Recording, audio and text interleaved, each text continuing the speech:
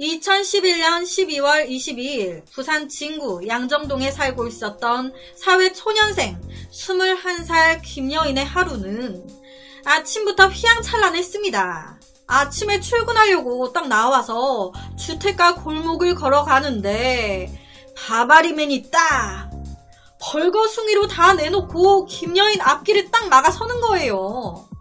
이 골목에 나밖에 없는데 얼마나 무서워요. 아침부터 바바리맨의 모든 것을 보고 출근을 했던 김여인. 여담이긴 한데 제가 여고 나와가지고 바바리맨을 진짜 많이 봤어요.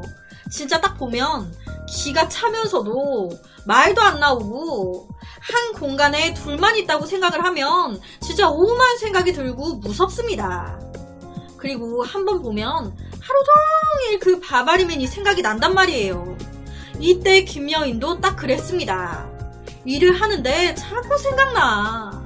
그러다 보니 자꾸 실수하고 하루가 완전히 꼬여버린 거예요. 이렇게 하루를 망쳐버린 김여인이 있다면 같은 부산 진구에 살고 있었던 한 남자가 또 있습니다. 그 남자의 이름은 장씨.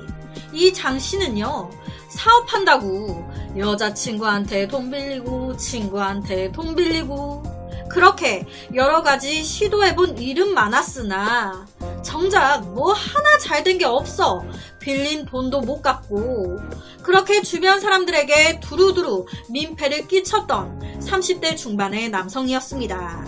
같은 날이었던 22일 오후 장씨는 뜬금없이 친구한테 며칠 차를 빌립니다. 야, 내가 기가 막힌 사업 하나 하려고 하거든? 이거 대박 나잖아? 네가 나 이렇게 도와주고 여자친구가 빌려준 그 돈 몇 푼? 그 돈 몇 푼이 문제냐? 내가 안 잊고 배로 다 갚아줄라니까 기다리고 있으라고. 친구의 차까지 빌려서 그가 하고자 하는 사업은 대체 무엇인 걸까? 앞서 말씀드렸던 김여인 그리고 장씨는 한 번도 만난 적이 없었던 사이였습니다. 그러니까 생판 모르는 남남이었어요. 그날이 오기 전까지만 해도 말이죠. 그렇게 다음 날이 밝았습니다. 23일 오후 장씨는 빌린 친구 차를 타고 집을 나섭니다. 그렇게 시간은 흘러 23일 저녁 11시쯤 이때 김여인은요 집으로 귀가하던 중이었습니다. 당시 부산 진구 양정동 주택가에 살고 있었던 김여인은 어두운 골목길을 조심조심 걸어가고 있었는데요. 그런데 그 시각, 그 장소에 장씨도 있었습니다. 장씨는 모종의 사업에 나선 차였는데요. 차를 몰고 천천히 골목길을 운전해 가던 장씨의 차 앞으로 갑자기 김여인이 툭 튀어나오면서 두 사람 사고가 난 겁니다. 아니, 친구 차 빌려서 가고 있는데 장씨가 사람을 친 거잖아요. 와, 이거 못됐다. 이거 큰일 났다.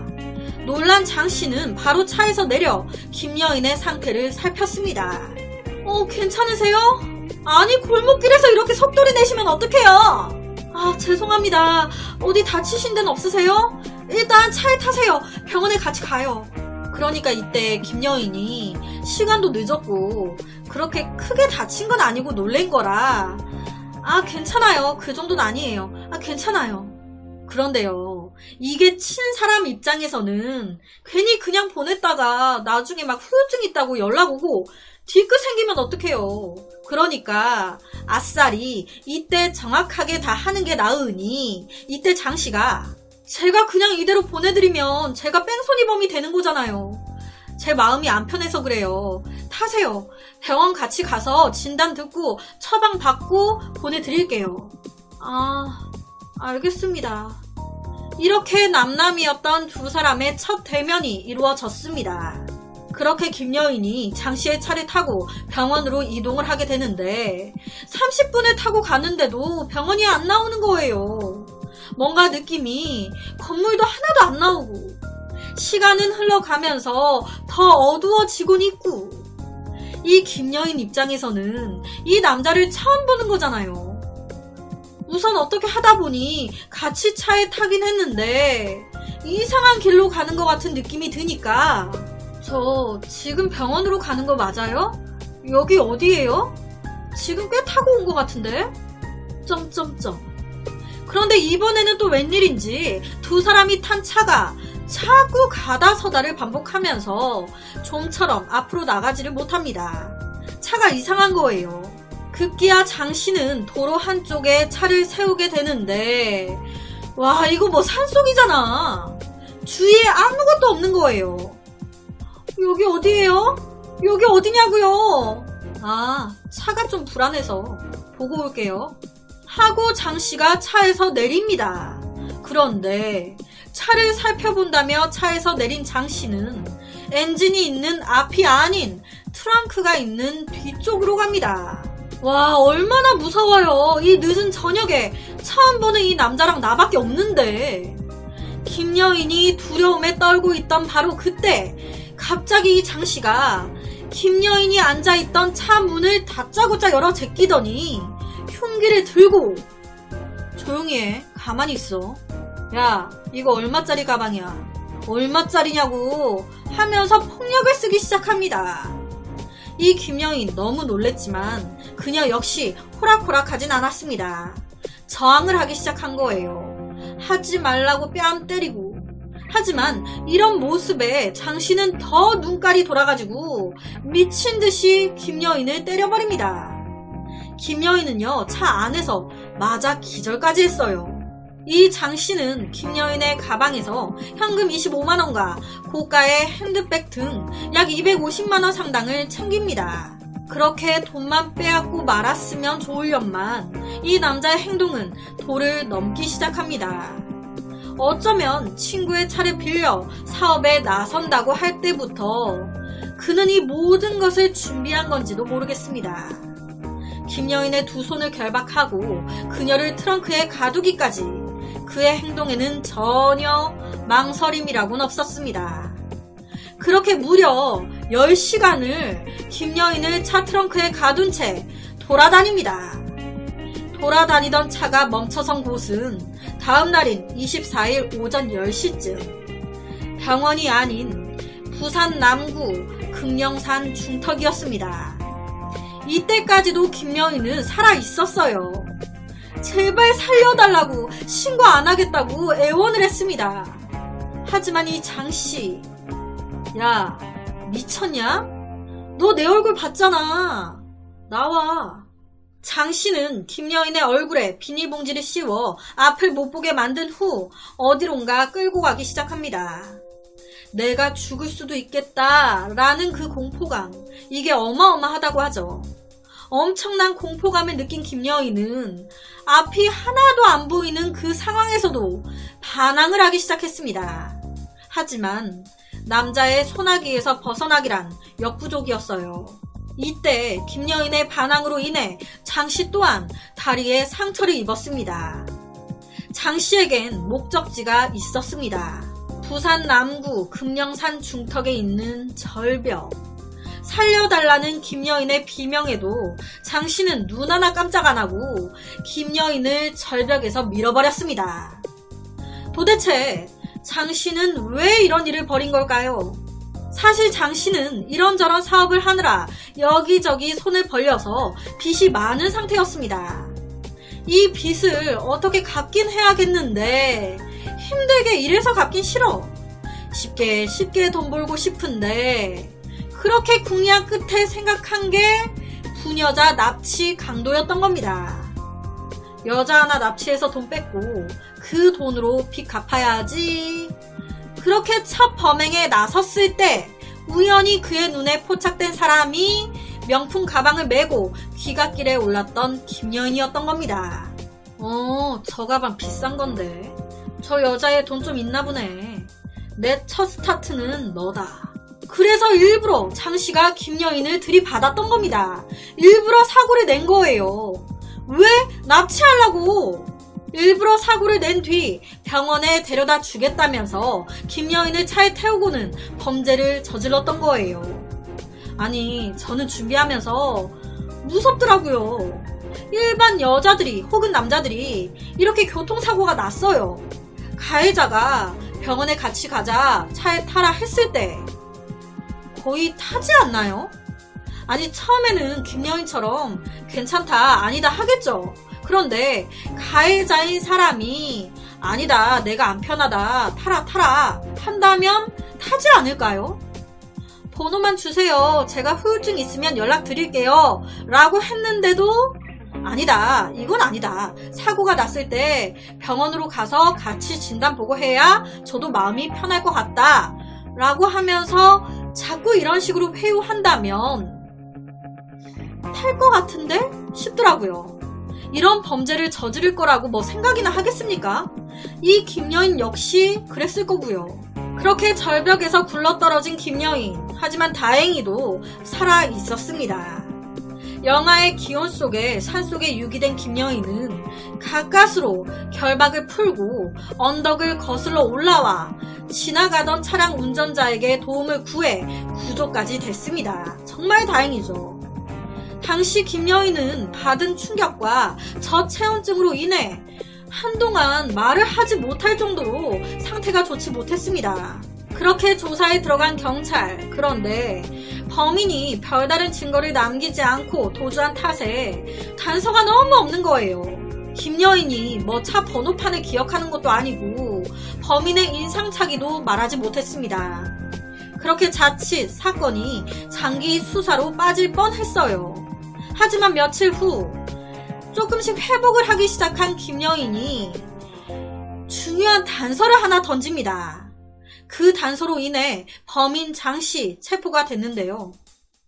이때 이 김여인이 혹시 이런 것도 도움이 될까요? 라면서 입을 열기 시작했는데 제가 앞서서 범행 당일 장씨의 차가 병원 간다면서 김여인 태우고 가는데 가다 서다 이상했다고 말씀드렸었잖아요. 그 차에 말썽이 있었던 건 속임수가 아닌 사실이었습니다. 김여인을 결박하고 트렁크에 가둔 채 차를 몰고 가는데 또 차가 가다 서다 고장이 난 거예요. 그러니까 이때 장씨가 견인차 출동 서비스에 전화를 건 겁니다. 여보세요? 거기 출동 서비스죠? 여기 차가 멈췄어요, 차가. 여기가 어딘데? 에? 35,000원? 아씨, 뭐 이렇게 비싸? 알았어요. 얼른 와요, 얼른 와. 처음에 장씨는 피해자 김여인을 바다에 빠뜨려 죽이려고 했습니다. 바다에 버리려고 했어요. 그런데 마침 그때 차가 고장이 난 거예요. 후진이 안 된 겁니다. 그래서 장씨는 서비스 차량을 부르기 위해 전화통화를 했는데 운이 좋게도 트렁크에 있던 김여인이 이를 들은 겁니다. 경찰은 그 증언에 입각해 지역 정비업체, 견인업체를 샅샅이 뒤졌고 실제 견인차가 출동했다는 단서를 잡았습니다. 그 결과 범인 장씨가 휴대전화로 견인 서비스를 받았다는 게 확인이 됐고 핸드폰 추적을 통해 12월 30일 저녁 11시 반쯤 부산 진구 길가에서 장씨를 검거할 수가 있었습니다. 사건 담당 경찰은요, 호랑이한테 물려가도 정신만 차리면 산다 라는 속담을 실감할 수가 있었다. 극도의 불안감 속에서도 범인의 통화 내용을 놓치지 않았던 김여인의 현명한 대처와 냉정함 때문에 범인을 조기에 검거할 수 있었다라고 얘기했습니다. 이때 만약 경찰이 장씨를 잡지 못했다면 이 장씨는 또 범행을 했겠죠. 거기다 참 그런 게 친구 차를 빌려서 이런 짓을 했어요.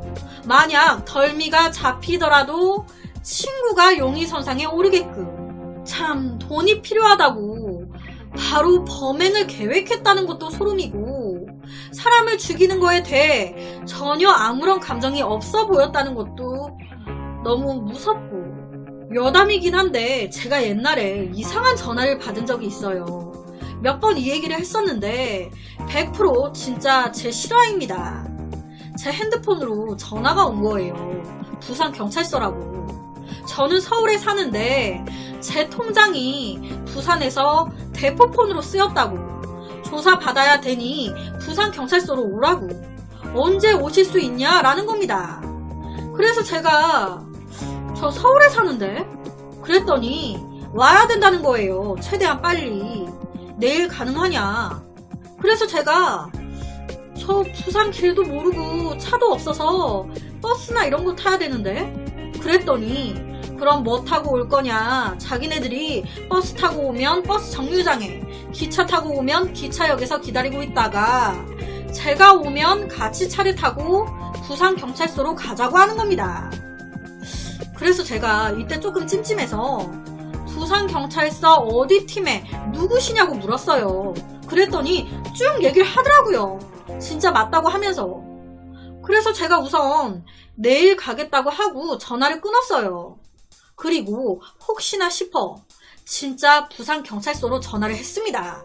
그래서 이름 확인을 했더니 있는 거예요. 있는 사람이야. 그래서 제가 전화 내용을 쭉 얘기했습니다. 그랬더니 이 사람이 하는 말이 보이스피싱이라는 거예요. 가지 말라고. 그런데요, 저한테 돈을 달라고 한 게 없었거든요. 돈을 달라고 한 게 아니었어요. 얼른 오라고 했지. 최대한 빨리 오라고. 자기들이 기다리고 있겠다고. 자기네들 차 타고 같이 부산경찰서로 가자고. 만약 제가 그날 갔다면, 이 사람들을 만났다면 저 납치됐을 수도 있는 거잖아요. 납치하려고 한 거잖아요. 부산경찰서에서는 전화한 적이 없다고 하니까. 와, 진짜 제가 그때 소름이 쫙 돋으면서 이런 전화를 나한테만 했을까? 라는 생각이 들더라고요. 성공한 사례가 있으니까 계속 이런 짓을 하는 거 아니에요. 이 영상을 보시는 분들, 주변 사람들에게 꼭 알려주셨으면 좋겠습니다. 경찰서에서는요, 만약 제가 서울에 살아요. 그런데 부산에서 사건이 터졌어요. 그러면 부산의 자료가 서울로 넘어간다고 합니다. 그래서 서울에 제가 사니까 서울경찰서에서 부른대요. 절대 다른 지방경찰서에서 부르는 경우는 없다고 합니다. 이런 일을 제가 겪었다 보니 실제 장기 미제 실종 사건이나 이런 게 이런 식으로 실종되신 분들도 있겠다 싶더라고요. 이런 게 많이 퍼져서, 이런 이야기가 많이 퍼져서 좀 이런 피해가 없도록. 오늘 사건도 그렇잖아요. 교통사고 내서 병원 가자면서 차에 태워 납치, 살해하려고 절벽에서 밀어버리. 피해자가 살아서 다행인 거지. 아우, 정말 무섭습니다. 납치, 그러니까 교통사고 내고 피해자를 차에 태울 때까지만 해도 엄청 좋은 얼굴을 하면서 좋은 사람인 척 연기했을 거 아니에요. 그래서 오늘은 2011년 말에 벌어진 소름 돋고 무서운 한 납치 강도 사건을 가지고 왔습니다.